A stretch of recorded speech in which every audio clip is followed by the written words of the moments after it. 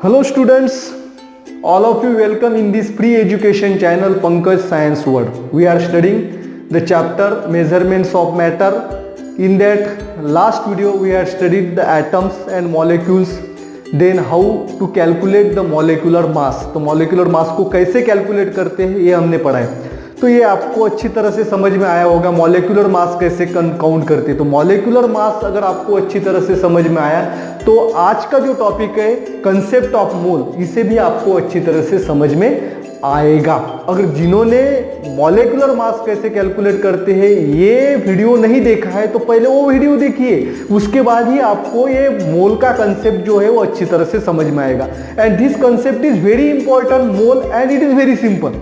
ये बहुत ही इंपॉर्टेंट है और बहुत ही सिंपल है, लेकिन बहुत सारे बच्चे जो होते हैं उसमें उन्हें कंफ्यूजन होता है कि मोल कंसेप्ट क्या है। मोल जो बच्चे 12th में पढ़ रहे हैं अभी, उनको भी मोल कंसेप्ट अच्छी तरह से समझ में नहीं आता। तो इसका बेसिक जो है, बेसिक यहाँ पे है, हमें मॉलिक्यूलर मास को अच्छी तरह से समझना चाहिए। मॉलिक्यूलर मास के लिए मॉलिक्यूलर फार्मूला हमें अच्छी तरह से आना चाहिए, तब जाके मोल कंसेप्ट आपको अच्छी तरह से समझ में आएगा। तो आज मैं आपको बहुत ही आसान तरीके से मोल कंसेप्ट जो है वो आपको पढ़ाने जा रहा हूं, जिसे आप कभी भी नहीं भूल पाएंगे। तो चलो आज का टॉपिक शुरू करते हैं, कंसेप्ट ऑफ मोल। और वीडियो को देखने से पहले अगर आपने चैनल को सब्सक्राइब नहीं किया होगा तो चैनल को सबसे पहले सब्सक्राइब कीजिए। अगर वीडियो को आप पसंद करते हैं तो उसे लाइक करना और शेयर करना नहीं भूलना है। तो शुरू करते हैं आज का कंसेप्ट ऑफ मोल। तो कंसेप्ट ऑफ मोल हम इसको एक सिंपल एग्जांपल से समझेंगे।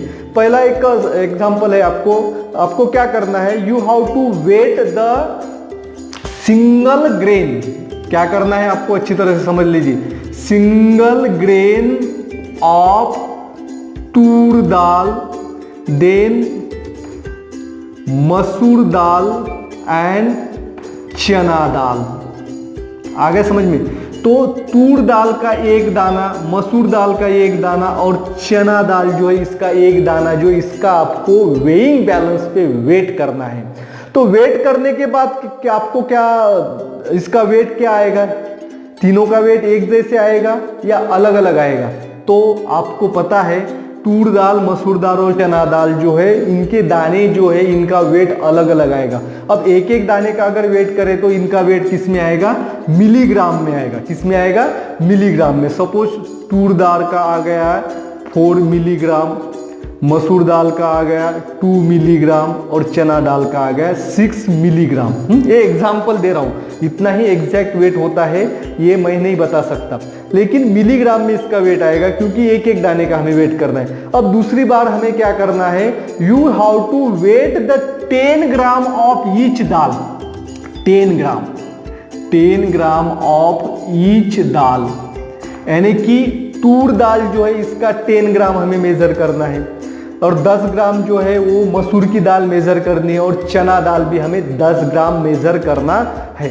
और मेजर करने के बाद हमने तूर दाल इसका 10 ग्राम मेजर किया है, चना दाल भी 10 ग्राम मेजर किया है। Then you have to count the number of grains in the 10 gram of each dal, यानी कि 10 ग्राम में तूर के कितने दाने हैं, 10 ग्राम में मसूर दाल के कितने दाने हैं और 10 ग्राम में चना दाल के कितने दाने, इसको हमें मेजर करना है। तो मेजर जब करेंगे तो तीनों दाल के अंदर 10-10 ग्राम में एक जैसे ही दाने आएंगे क्या? नहीं आएंगे। क्यों नहीं आएंगे? क्योंकि हर एक दाने का वेट अलग अलग है। हर एक दाने का वेट जो है वो अलग अलग है, यानी कि 10 ग्राम में भी अलग अलग आएंगे। सब जो कि तूर दाल में आए हैं 50 दाने, ये एग्जाम्पल बता रहा हूं, एग्जैक्ट वेट नहीं है। और मसूर के आए होंगे 70 ग्रेन्स, आगे समझ में।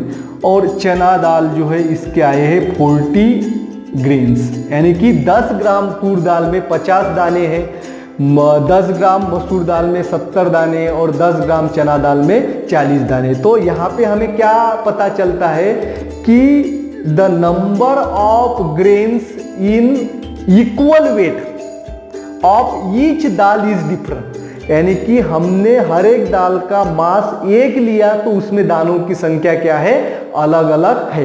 अब तीसरा एग्जांपल देखिए। अब यहां पे आपको क्या करना है, एक लाइन ड्रॉ करनी है और you have to paste the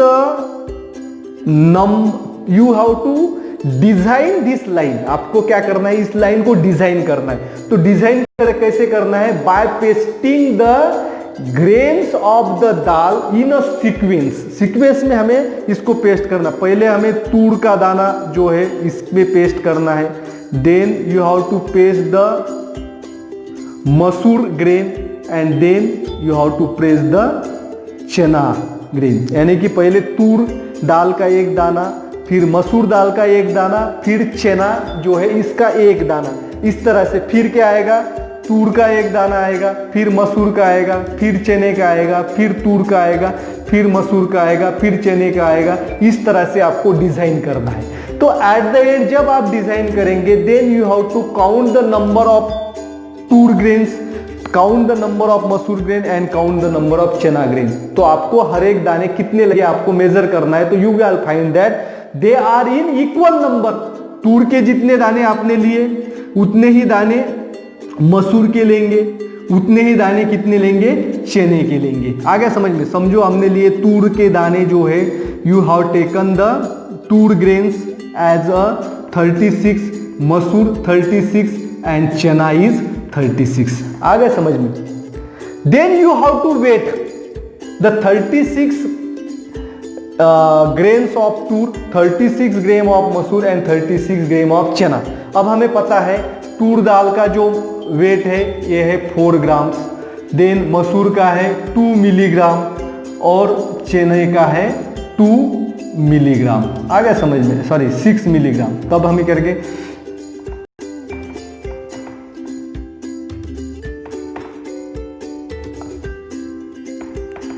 ये हो गया 144 मिलीग्राम। तो ग्राम में कितना आएगा, 1.44। समझो 1 मिलीग्राम इज इक्वल टू 100 ग्राम। ऐसा हम मेजर कर रहे हैं। फॉर एग्जाम्पल है 100 ग्राम, 1 मिलीग्राम इज इक्वल टू 100 ग्राम। ये स्केल हमने लिया है। क्या लिया है, 1 मिलीग्राम इज इक्वल टू 100 ग्राम ऐसा लिया है। तो हमें मिलेगा तूर दाल के 1.44 ग्राम। अब इसके देखते हैं।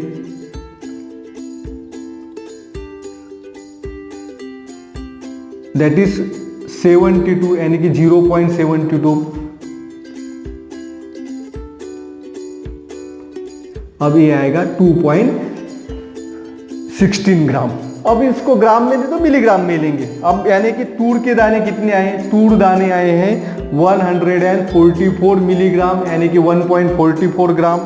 अब मसूर के जो है उसकी वैल्यू आई है 72 मिलीग्राम यानी कि 0.72 ग्राम। और चना जो है इसका आया है 216 मिलीग्राम यानी कि 2.16 ग्राम। तो हर एक दाने जो हर एक मिलीग्राम में दानों की संख्या क्या है, सेम है। अब यहां पे क्या देखना है आपको, in each equal number of, if we take the equal number of grains then there weight is different. अब यहां पे हमें क्या पता चलता है, what you have to infer from this example. इस सभी एग्जांपल से हमें क्या निष्कर्ष निकलता है, तो यही निष्कर्ष निकलता है, if we take the equal weight of dal, if we take the equal weight of dal, then the number of grains are different, and if we measure the weight of equal number of grains, then their weight is different। तो इसका अर्थ सीधा सीधा यही है कि अगर हमने तीनों दालों का एक जैसा वेट लिया तो उनमें दानों की संख्या अलग होती है। अगर हमने एक जैसे नंबर में, सेम नंबर में अगर हमने दाने लिए तो उनका वेट है अलग अलग होता है। अब ये तीनों एग्जाम्पल आपको मोल कंसेप्ट जो है इसको समझने के लिए काम में आएगा। तो ये तीनों एग्जाम्पल आपको अच्छी तरह से समझ में आए होंगे। तो यहाँ पे हमें एक बात पक्की रखनी है कि अगर हमें किसी भी सब्सटेंस का इक्वल नंबर चाहिए तो उसका वेट जो है, अलग अलग सब्सटेंस का नंबर एक चाहिए तो उनका वेट अलग अलग होता है। तो अब दूसरा जो आपको एक क्वेश्चन मैं आपको पूछ रहा हूं, इससे आपको ये आइडिया क्लियर होगी।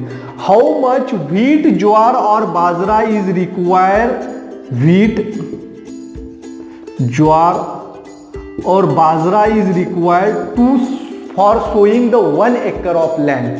1 एकड़ जमीन जो है उसको बोने के लिए व्हीट जो है कितना लगता है, ज्वार कितना लगता है, बाजरा कितना लगता है। फॉर एग्जाम्पल अब देखो 1 एकड़ के लिए 2 किलोग्राम हमें गेहूं लगता है और 4 किलोग्राम हमें ज्वार लगता है और 6 किलोग्राम हमें बाजरा लगता है। आ गया समझ में। Then you have to count the number of grains, इनमें कितने दाने हैं इसको अगर हम काउंट करेंगे तो it number of grains found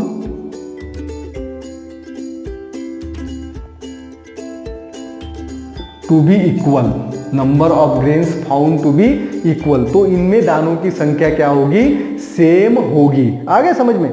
तो इस तरह से the number of wheat requires is more, number of bajra require is more, number of jowar is less and wheat is again less. तो इस तरह से 1 एकड़ जमीन को बोने के लिए व्हीट जो है वो 2 किलोग्राम चाहिए, तो 2 एकड़ के लिए कितने लगेंगे, 4 किलोग्राम लगेंगे, 3 एकड़ के लिए 6 किलोग्राम लगेंगे। इस तरह से इसको हम मेजर कर सकते हैं। तो अब हम आते हैं मोल कंसेप्ट की तरफ। देन हमने तो एक एक दानों का वेट लिया, बराबर है, एक एक दानों का वेट लिया है, वो मिलीग्राम में आए। Then is it possible to count the one molecule of substance, एक मॉलिक्यूल जो है इसे हमें मेजर करना है। You have to count the 1 molecule of substance. For example 1 molecule of water का 1 मॉलिक्यूल और कार्बन डाइऑक्साइड का 1 मॉलिक्यूल, इसको आपको मेजर करना है। तो इज इट पॉसिबल, ये मेजर करना पॉसिबल होता है या नहीं, इसे आप बताइए। क्योंकि अब हम एक पानी लेते हैं, suppose we have taken only 5 millilitre of water, सिर्फ कितना लिया है, 5 millilitre of water. This 5 millilitre of water it contains the several crores of the molecules of water. तो 5 मिलीलीटर के अंदर कितने सारे करोड़ मॉलिक्यूल्स होंगे वाटर के, और कार्बन डाइऑक्साइड के उससे भी दुगने या तिगुने हो सकते हैं। तो उसमें से एक मॉलिक्यूल जो है इसका हमें वेट करना है, तो उस मॉलिक्यूल का हम वेट कर सकते हैं या नहीं, इस क्वेश्चन का आंसर आप दीजिए। तो it is an impossible task, but scientist have find out the method how to calculate the number of molecules in a given mass of substance. तो हमें जितना मास दिया है उस मास के अंदर कितने मॉलिक्यूल्स होते हैं, ये साइंटिस्ट ने मेजर किया है इस मोल के कंसेप्ट से। इसीलिए मैं बता रहा हूं कि ये मोल कंसेप्ट जो है अच्छी तरह से आपको समझना चाहिए। अब मुझे बताइए 5 ml तो हमने वाटर लिया, बराबर है। अब हमें लेना है 5 millilitre carbon dioxide, liquid form में है, समझो 5 मिलीलीटर कार्बन डाइऑक्साइड। तो 5 ml कार्बन डाइऑक्साइड लिया, 5 ml वाटर लिया। अब मुझे बताइए as the number of molecules in water and number of molecules of carbon dioxide in 5 ml is same. तो दोनों के अंदर जो है मॉलिक्यूल्स की संख्या सेम होगी क्या? तो its answer is no.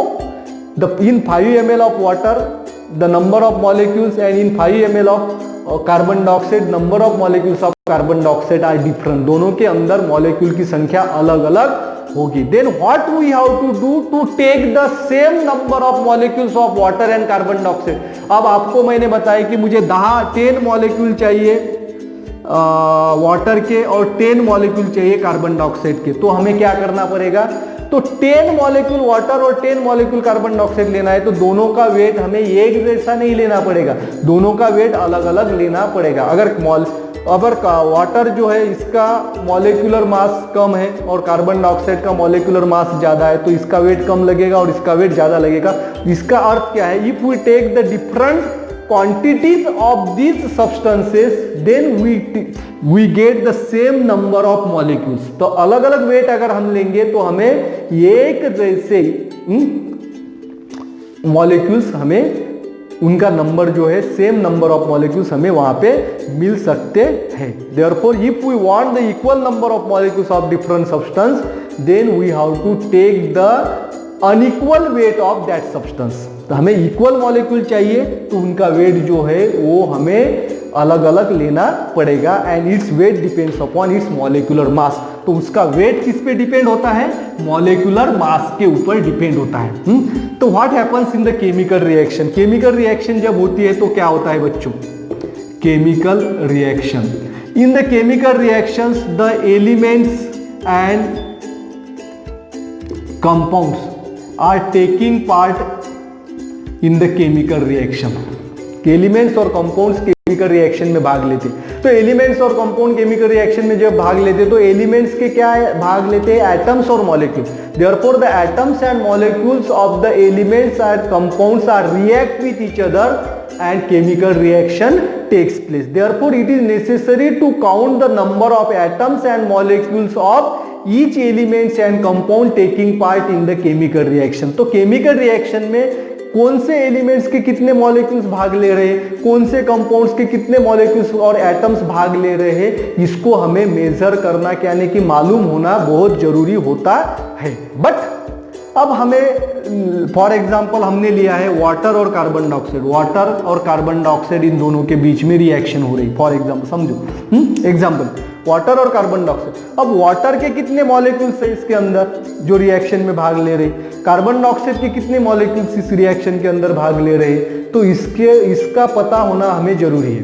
Then अब मॉलिक्यूल्स तो हम काउंट नहीं कर सकते, मॉलिक्यूल्स तो हम काउंट नहीं कर सकते, तो हमें इस मॉलिक्यूल्स को कैसे काउंट करना है? तो अब देखिए however it is not possible, but while carrying the chemical reactions it is convenient to measure the quantities that can be handled instead of measuring the atoms and molecules taking part in the chemical reaction. अब हम molecules पे नहीं गिन सकते, लेकिन water कितना लिया है, quantity of water. For example, we have taken the 9 gram of water, we have taken the 36 gram of carbon dioxide, इसको तो हम मेजर कर सकते हैं। The quantity, we can measure the quantity of substance taking part in the chemical reaction and from that quantity we will get the number of atoms and molecule. और quantity अगर आपको पता है तो उस क्वांटिटी में कितने मॉलिक्यूल्स और एटम होते हैं ये हम मेजर कर सकते हैं, and it can be measure by a concept and that concept is called as mole concept. तो मोल कंसेप्ट क्या है बच्चों, इसको मैं आपको अभी बताने जा रहा हूं। अब सभी एग्जांपल से आपको मोल कंसेप्ट क्या होता है इसके आप जो है ये आपको थोड़ा थोड़ा आपके दिमाग में आ रहा होगा। तो अब देखिए मोल क्या होता है। 1 mole is that quantity of substance, आगे समझ में, 1 mole is that quantity of substance whose mass in gram is equal in magnitude to the molecular mass of that substance in a dalton. आगे समझने, 1 मोल ऑफ सब्सटेंस, तो क्या बताया मैंने, 1 mole is that quantity of substance whose mass in gram, whose mass in gram is equal in magnitude to molecular mass of that substance taken in a Dalton। यानी कि कोई भी पदार्थ जो है इसका ग्राम में जो मास होता है it is equivalent to molecular mass. तो इसका अर्थ क्या है, कोई भी पदार्थ का मॉलिक्यूलर मास जो है इसको अगर हम ग्राम में दर्शाते हैं तो वो हो जाता है मोल। क्या हो जाता है, मोल हो जाता है। आगे समझ में, तो 1 mole of substance, for example, अब एग्जांपल से हम समझेंगे, 1 mole of oxygen, 1 mole of oxygen, तो 1 मोल ऑफ ऑक्सीजन यानी कि क्या होता है उसका मॉलिक्यूलर मास। तो molecular mass of oxygen, oxygen जो है इसके मॉलिक्यूल में 2 एटम्स है, तो एक ऑक्सीजन का 16 और दूसरे ऑक्सीजन का 16 यानी कि 32 dalton is the molecular mass of oxygen, molecular mass of oxygen. आ गया समझ में। तो 1 mole of oxygen is equal to 32 gram, 32 gram of oxygen. तो इसका अर्थ क्या है, 32 ग्राम ऑक्सीजन से क्या बनता है, ऑक्सीजन का 1 मोल, 32 ग्राम से ऑक्सीजन का 1 मोल बनता है। अब देखेंगे mole of water, 1 mole of water, 1 mole of water is equal to, आता वाटर जो है इसका फॉर्मूला जो है H2O, हमने मॉलिक्यूलर मास निकाला है, एक हाइड्रोजन का मास 1, 2 हाइड्रोजन का 2 और ऑक्सीजन का 16, 16 2 जार 18, तो 18 डाल्टन इसका मॉलिक्यूलर मास है। तो 1 mole of water is equal to 18 gram. It means that 18 gram of water, अगर हम 18 ग्राम वाटर लेंगे तो उससे 1 मोल बनता है, और अगर हम 32 ग्राम ऑक्सीजन लेते हैं तो उससे 1 मोल बनता है। जैसे कि हमने क्या पढ़ा था, वो पिक्चर डिजाइन किया था, तूर दाने, मसूर दाने और अलग अलग दाने लिए थे, तो हर एक दाने जो उसकी क्वांटिटी जो है उसका मास अलग अलग था, लेकिन उनका नंबर सेम था। मास अलग अलग है लेकिन नंबर सेम है, तो यही यहाँ पे मोल कंसेप्ट हमें बताता है। तो 1 mole of any substance, 1 mole of any substance is equal to its atomic mass और molecular mass express in term of gram. अब सिंपल डेफिनेशन में आपको बता रहा हूं, 1 mole of substance, 1 mole of any substance, 1 mole of any substance is equal to its molecular mass और atomic mass express in ग्राम। कोई भी पदार्थ है उसका मॉलिक्यूलर मास को हम ग्राम में दर्शाएंगे तो हमें क्या मिलता है, मोल मिलता है। अब कार्बन डाइऑक्साइड का मोल देखेंगे, 1 mole of carbon dioxide is equal to, अब 1 mole of carbon dioxide is equal to molecular mass of carbon dioxide. अब कार्बन डाइऑक्साइड का मॉलिक्यूलर मास कितना होता है, एक कार्बन का 12 होता है और एक ऑक्सीजन का 16, तो 2 ऑक्सीजन का 32, यानी कि 54। कितना हो गया, 54।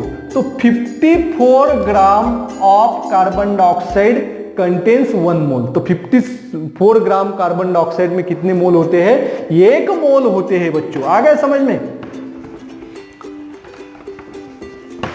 तो 1 मोल के अंदर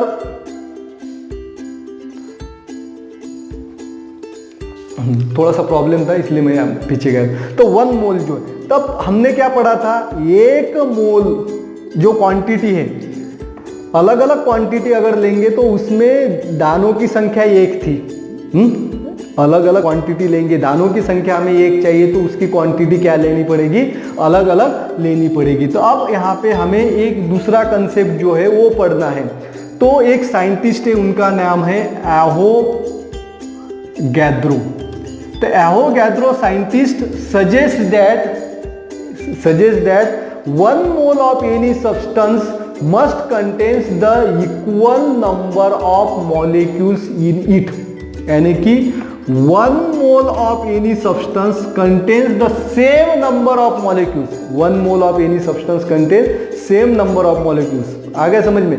तो कोई भी पदार्थ का 1 मोल है तो उसमें मॉलिक्यूल की संख्या सेम होती है, and that number it has been discovered by the scientist, and that number is found to be 6.022 into 10 to the power 23, यानी कि 1 mole of any substance is contains 6.022 into 10 to the power 23 molecules or atom, molecule और atom। आ गया समझ में?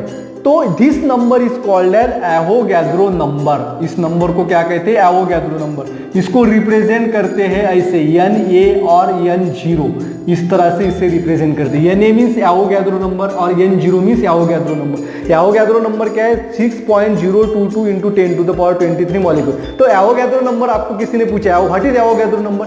Avogadro number is that number in which the 1 mole of any substance contains the 6.022 into 10 to the power 23 molecules। अब example से हम समझेंगे, जिससे example से आपको ये आइडिया क्लियर होगी। अब देखिए, हमने पढ़ा था 1 mole of oxygen, 1 mole of oxygen is equal to 6.022 into 10 to the power 23 molecules of oxygen. आ गया समझ में?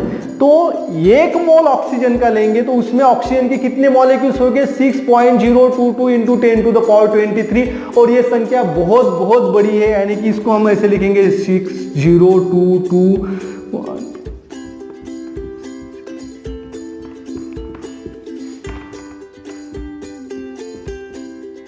तो this number is too big that you can not count. तो 1 मोल के अंदर कितने मॉलिक्यूल्स होंगे ये हम मेजर नहीं कर सकते है तो ये नंबर इतना बड़ा बन जाता है। तो 1 मोल जो ऑक्सीजन का होता है उसके अंदर जो है वो इतने सारे मॉलिक्यूल्स होते हैं। तो हमने पढ़ा है 1 mole of any substance is equal to its mass in gram. तो 1 मोल ऑक्सीजन क्या होता है 32 ग्राम। तो 32 gram of oxygen is contain 0.22 into 10 to the power 23 molecules of oxygen। तो 32 ग्राम ऑक्सीजन के अंदर इतने ऑक्सीजन के मॉलिक्यूल्स होते हैं, यह इसका अर्थ है। तो दूसरा है 1 mole of water. 1 mole of water also contain 6.022 into 10 to the power 23 molecules of water। आगे समझ में बच्चों, तो वाटर का 1 मोल लेंगे तो उसमें भी कितने मॉलिक्यूल्स होंगे, इतने ही मॉलिक्यूल होंगे। ऑक्सीजन का लेंगे तो उसमें इतने रहेंगे, कार्बन डाइऑक्साइड का लेंगे तो उसमें ही इतने ही मॉलिक्यूल्स होते हैं। तो 1 mole of water is equal to 6 point. तो 1 मोल ऑफ वाटर, तो 1 मोल ऑफ वाटर मींस कितने ग्राम होता है, mole means express in gram, molecular mass express in gram. तो वाटर का मॉलिक्यूलर मास कितना होता है 18। तो 18 gram of water is equal to 6.022 into 23 molecules of water. आगे समझ में, तो 18 ग्राम वाटर में इतने मॉलिक्यूल्स होते हैं और 32 ग्राम ऑक्सीजन में इतने मॉलिक्यूल्स होते हैं। तो आगे समझ में, जैसे हमने दानों की संख्या 1 चाहिए, दानों की संख्या 1 चाहिए तो उसका मास क्या लेना पड़ता है, अलग अलग लेना पड़ता है। ये पहले शुरुआत के एग्जाम में हमने पढ़ा था। तो अब यहाँ पे ऐसे आएगी, दानों की संख्या 1 है यानी कि मॉलिक्यूल की संख्या 1 चाहिए तो हमें सब्सटेंस का मास अलग अलग लेना पड़ता है and this mass is equal to 1 mole. तो आ गया समझ में, तो 1 mole of any substance must be equal to its molecular mass express in gram and 1 mole of any substance must contain 6.022 into 10 to the power 23 molecules of that substance। और भी मैं आपको एग्जांपल बताता हूं, 1 मोल ऑफ कार्बन डाइऑक्साइड तो कितने molecule होंगे, आप 6.022 into 23 molecules of carbon dioxide. तो 1 मोल के अंदर जितने मॉलिक्यूल्स होते हैं कार्बन डाइऑक्साइड में उतने ही मॉलिक्यूल ऑक्सीजन में भी होते हैं, उतने ही मॉलिक्यूल वाटर में ही होते हैं। लेकिन 1 मोल ऑफ कार्बन डाइऑक्साइड यानी कि कितना है, उसकी क्वांटिटी कितनी है, कार्बन डाइऑक्साइड का मास कितना निकाला था हमने 54 ग्राम। उसका कार्बन डाइऑक्साइड का मॉलिक्यूलर मास है 54। तो 54 gram of carbon dioxide contain 6.022 into 10 to the power 23 molecules of carbon dioxide. आ गया समझ में। अब 2 मॉलिक्यूल्स के अंदर कितना होगा, आ गया समझ में। अब यहां पे मैं लिखता हूं, अब हमने लिया है 2 मॉलिक्यूल्स 2CO2। तो 2 का अर्थ क्या है, कार्बन डाइऑक्साइड के 2 मॉलिक्यूल। तो 2 मॉलिक्यूल के अंदर कितने हो गए 2 into 6.022 into 10 to the power 23। तो 1 मॉलिक्यूल के अंदर इतने, तो 2 मॉलिक्यूल के अंदर इतने हो गए। तो 2 मॉलिक्यूल का मास कितना होगा 2 इंटू 54। एक का 54 ग्राम है तो 2 मॉलिक्यूल का 2 इंटू 54। तो इसमें मॉलिक्यूल की संख्या ऐसे मेजर करते हैं। आगे समझ में।